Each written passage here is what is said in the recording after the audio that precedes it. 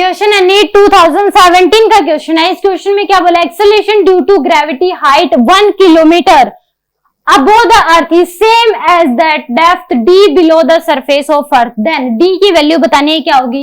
h height ऊपर, जो h की वैल्यू है 1 मीटर ऊपर, जो g की वैल्यू होती है वो होगी gs इंटू में 1 माइनस 2h बाय में r, ये होगी। यानी कि g की वैल्यू जो होगी हाइट ऊपर वो कितनी हो जाएगी, gs इंटू में 1 माइनस 2 इंटू में 1 बाय r, ये हो जाएगी आपके पास।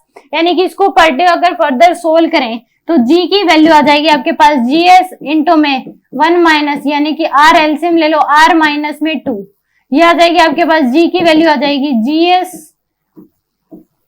सॉरी यहां से अगर मल्टीप्लाई कर दे तो ये आ जाएगी gs r minus gs 2 divide by में r के बराबर। ये आपके पास क्या आ जाएगी, आपके पास g की वैल्यू आ जाएगी। अब इसने कहा है कि डेप्थ ऊपर, इसने कहा है कि एक्सेलरेशन सेम है, ये वाली जो वैल्यू है, यानी कि इस केस में अगर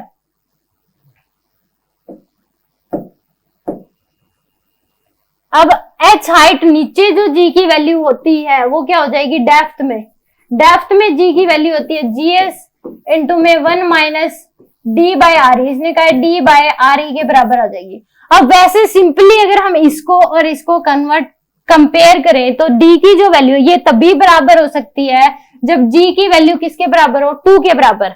अगर इसने कहा है कि g हाइट पे इक्वल है g डेप्थ, ये इक्वल दे रखा है इसने।